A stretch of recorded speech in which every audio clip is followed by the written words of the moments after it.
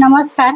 आज आमच्याकडे पित्र आहे, तर त्याच्यासाठी मी आज सगळा स्वयंपाक बनवते ते तुम्हाला दाखवते. आता मी कारल्याची भाजी बनवणार आहे. बाकीच्या भाज्या माझ्या सगळ्या झाल्या बनवून. खीर झाली, कढी झाली, आमटी केली, बाकीच्या भाज्या पण झाल्या. आता मी कारल्याची भाजी करते. तर ह्या सगळ्या भाज्या अशा साध्या, फक्त हे वाटण करून घेतले मी हिरवं. ह्याच्यामध्ये मिरची, लसूण, कोथिंबीर आहे. हे अगदी थोडं थोडं टाकणार आणि कांदा अगदी थोडासाच टाकलाय मी. तो छान फ्राय झाला की आता हे परतून घेते.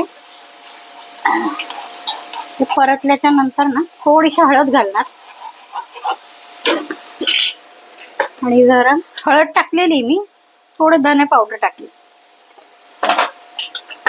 आणि हे थोडं अजून चांगलं परतून घे. त्याला काही जास्त तिखट नाही बनवायचं, या भाज्या अगदी नॉर्मल टाकायचं. आता मी हे कारलं टाकून घेते. त्याला मी जरा मीठ लावून ठेवलेलं होतं, थोडंसं गरम पाण्यामध्ये उकळून घेतलं, त्याच्यामध्ये थोडं मीठ आणि हळद टाकली आहे म्हणजे त्याच्याने ना कडूपणा कमी होऊन जातो. आता थोडंसंच मीठ घालणार.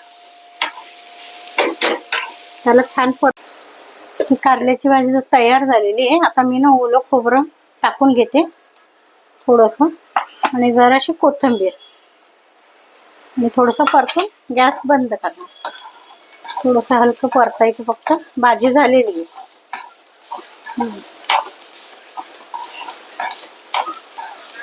आता मी गॅस बंद करून टाकणार आहे. आता ना मी ते थापेल वडी बनवते. त्याच्यासाठी काय काय लागणार ते साहित्य मला दाखवते. त्याच्यासाठी थोडीशी मोहरी टाकते, त्याच्यानंतर थोडंसं जिरं घेणार आहे आणि त्याच्यानंतर जरासं हिंग,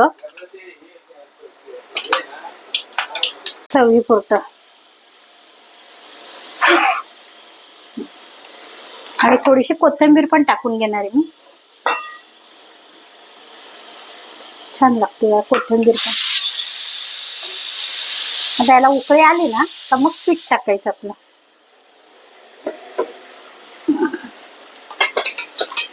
बघा आता उकळी येते. त्याला चांगली उकळी येऊ द्यायची, नाहीतर ते थंड जर असलं ना तर गाठी होतात खूप. आता पिठाला ना पाण्याला उकळी आली. आता पीठ टाकते मी. ही वडी ना खूप छान लागते खायला, आमच्याकडे सगळ्यांना आवडते.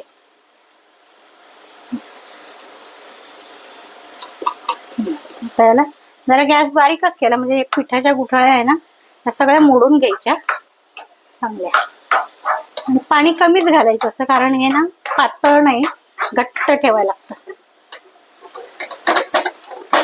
असं त्याला ना लगेच गरम गरम गरम असतानाच त्याच्या गाठी मोडून घ्यायच्या. खाताना ना पिठोळ लागत नाही ही वडी. एवढं म्हणजे मग पीठ ना छान शिजेल. बघा आता हे शिजलंय, वाफ पण आली त्याला. आता मी गॅस बंद करते आणि ताटाला ना ह्या तेल लावून घेणार आहे ह्याच्यात, आणि गरम गरमच टाकायचं.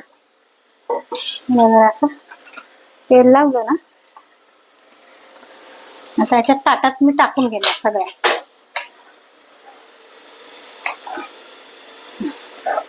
हे कडक असतं ना ते राहू द्यायचं, ते काय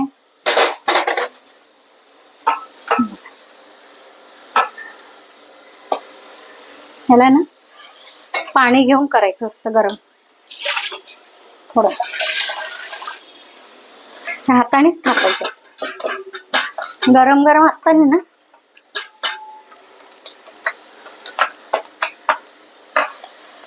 चटका लागतो पण तरी पण, तर हे नाही तर थंड झाले तर होत नाही.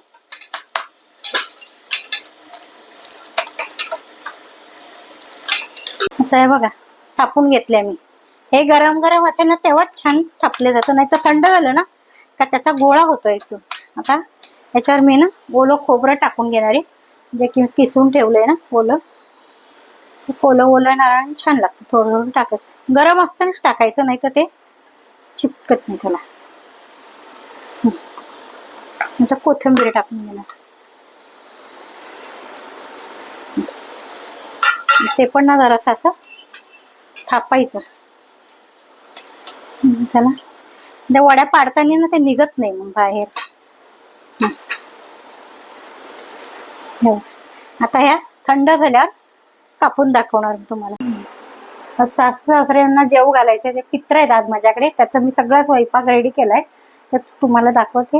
ही खीर केलेली आहे, ही वडी आहे थापेल, अळू वडी आहे, ही कांदा भजी आहे, मिरची आहे, भेंडीची भाजी, गवार, भोपळा, हे कारला, आणि ही कढी केली आहे, आमटी, परत चपात्या केल्या, इकडे भात आहे, चपात्या आहे. हे सगळं जेवण मी आज केलेलं आहे. आता पित्र जेवणार सगळे, तुम्ही पण या जेवायला. आणि कसं वाटलं तुम्हाला ते नक्की कमेंट करून